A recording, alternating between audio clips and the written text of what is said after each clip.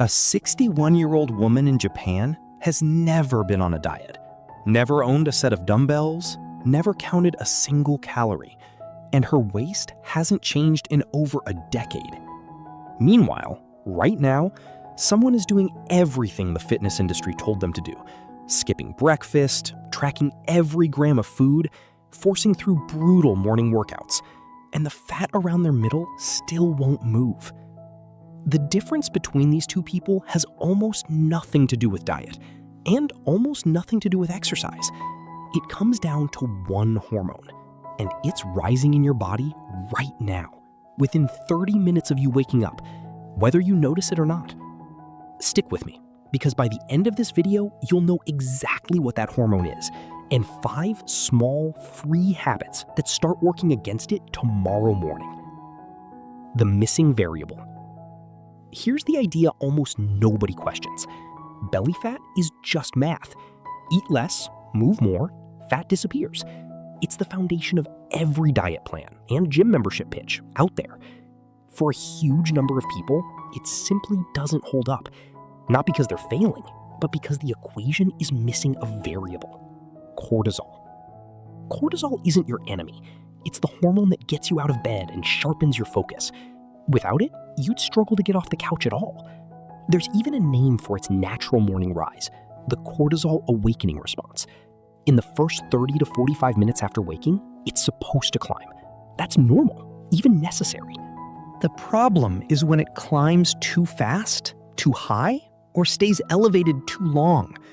A body under sustained stress shifts into a defensive mode, and one of its defenses is storing fat, preferentially around the abdomen, close to your organs. That's why someone can eat clean, train hard, follow every rule, and still carry stubborn weight at the waistline.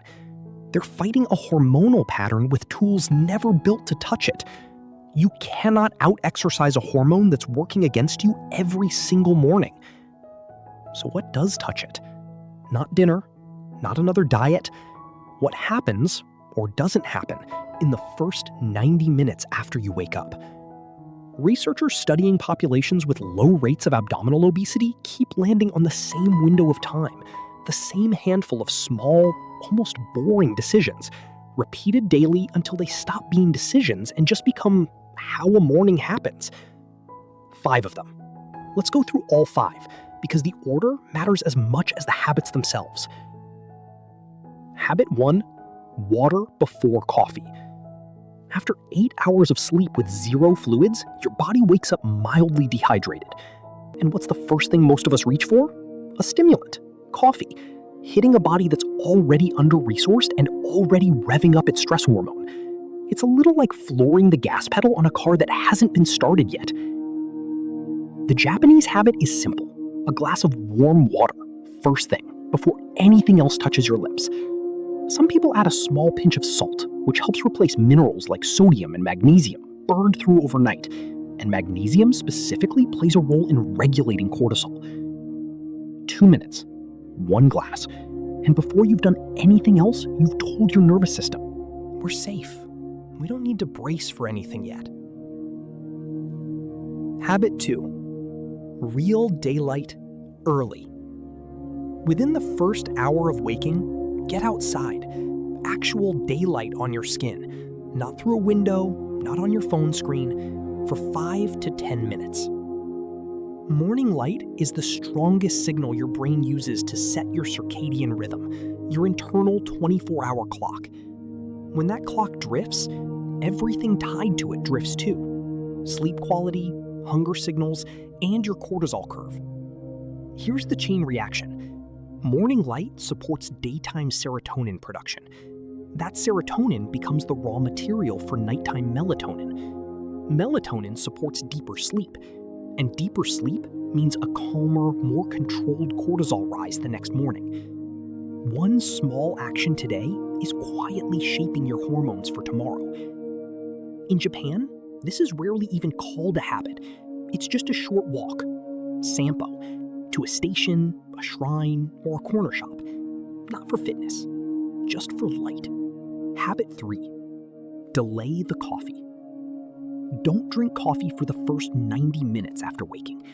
This one might sting a little, so stick with it, because the mechanism is worth knowing. The moment you open your eyes, your brain is full of adenosine, the chemical responsible for that groggy, heavy feeling. Your body naturally clears most of it within about 90 minutes on its own. Caffeine works by blocking the receptors adenosine binds to, but drink coffee too early and you're blocking receptors that are still occupied.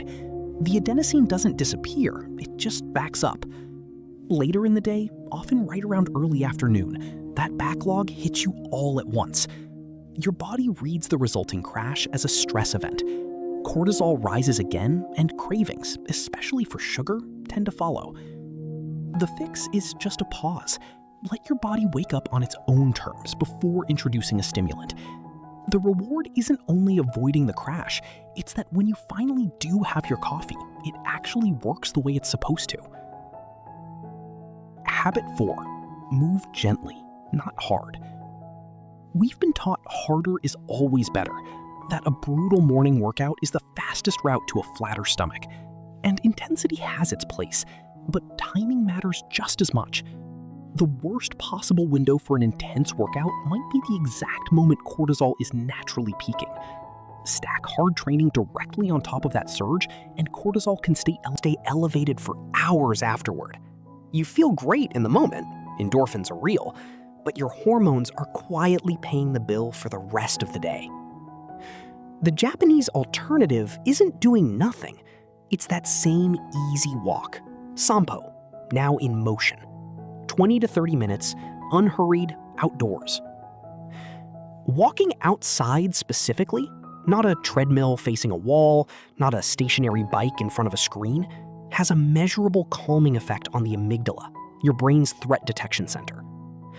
An overactive amygdala behaves like a smoke alarm that won't stop ringing, and a ringing alarm keeps cortisol elevated. Watching the world move past you, rather than staring at a fixed point, helps turn that alarm down. To generations of people who've done this without ever calling it exercise, it was never about burning calories. It was something closer to medicine. Habit 5. Protect the first 30 minutes from your phone. Don't touch your phone for the first half hour. No notifications, no messages, no headlines. Each one triggers a small spike of dopamine paired with a small spike of cortisol. In seconds, your nervous system flips from rest mode to reactive mode before you've even left bed. Repeated early stimulation like this raises your baseline stress for the entire day, meaning it takes more stimulation, more intensity just to feel normal. More cortisol, more fat stored around the middle.